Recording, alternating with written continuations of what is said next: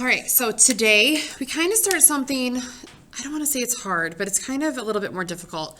We're going to be finding areas and perimeters of composite figures. So what composite figures are, it's kind of like this right here, where we're going to be able to find the area in the perimeter. This is like a tomorrow thing. We're going to start slow here. We're going to ease into this. But you're going to be finding areas and perimeters of today. Like this is what we're going to be doing for notes, like 2 rectangles. So you're going to have to take your figures and like cut them into pieces, like that you know how to find the area and perimeter of. So composite figures are 2 or more figures combined together. And that's my own little definition for it. But the composite figures that you are going to be dealing with are, or like how they're going to be like work together. You're going to have rectangles, triangles, and squares because we've just gone over how to find areas of those. So today we're going to start out, like I said, slow and a little bit easy. And we're just going to deal with rectangles. Tomorrow I add in the others. So how you do this, and honestly, being online, this is going to be tough. And I'm not going to even sugarcoat it. What you're going to need to do, if you are a face-to-face kid that just happens to have me, luckily online, stop in and grab these worksheets because it's easier to write all over this, and you're going to see me write all over this. If you are an online student and you would like me to email you these assignments, please send me an email. If you don't want to print them out, or if you just want to try to do this on your own, you're going to have to draw these out. What's going to happen is you're going to get stuck on a problem, and I'm going to say, well, show me what you got, and you're going to send me a bunch of numbers. I need to see the pictures. I would almost argue that these are impossible to do without drawing them out.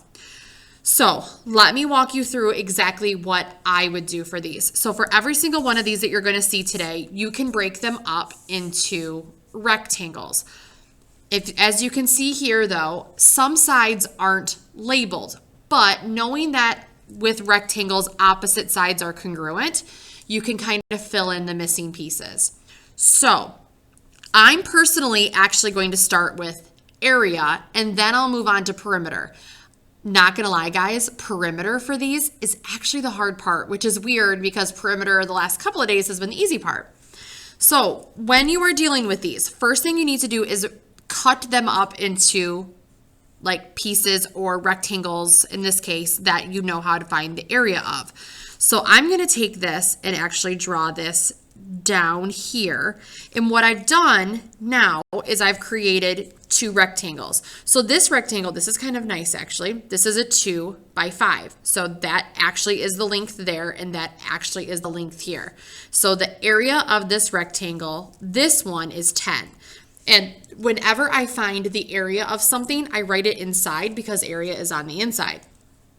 Now, this rectangle, I only have that this is 5. I don't have this side length. So, which this side length and this side length are equal in length.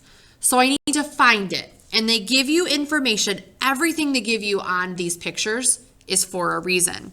So this side length is a chunk of this side length. So the entire length from here to here is 5. They tell you that this is 2. So if the entire length is 5 and this is 2, that means that this is 3. So because this is 3, that means this is 3.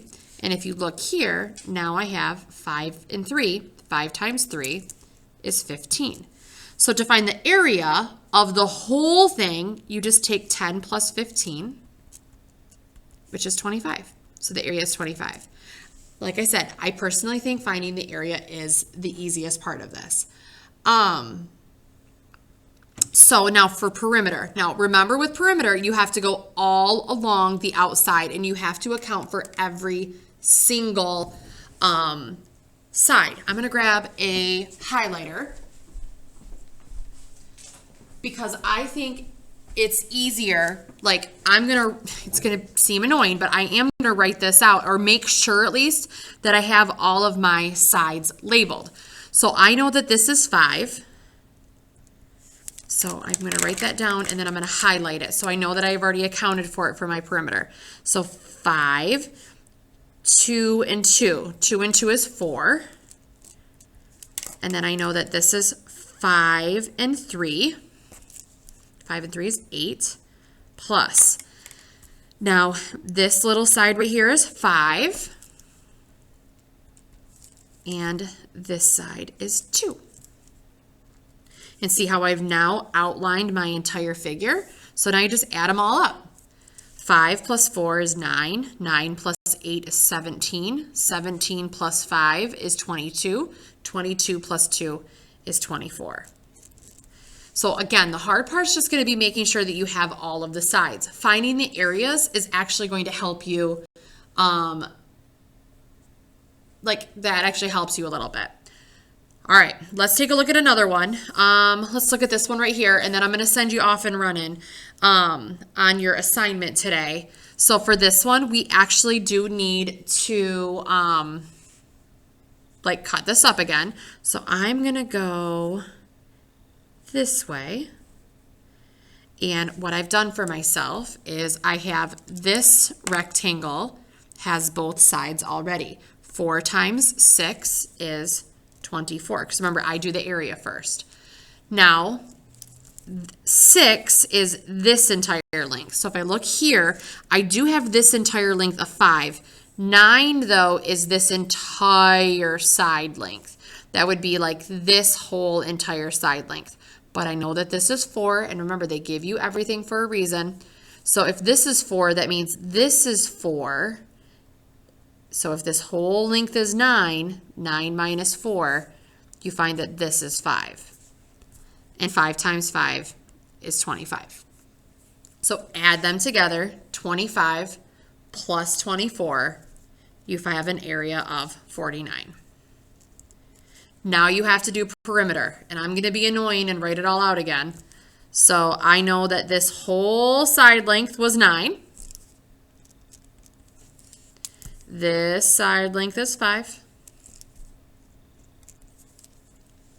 This side length was 5. Oh, we don't have this little guy. So this little guy right here, you got to include him. You can't forget him. So this little guy is what's left over of this side of, so the whole entire length here is 6. But if this is 5, that means this is 5, which means this is 1. So if you're a puzzle person, you're probably loving this. So that's 1, and that's 4, and that's 6, which is 10. So notice I outlined the whole thing. It's all outlined. So 5 plus 5 is 10. 10 plus 10 is 20. Plus 10 is 30.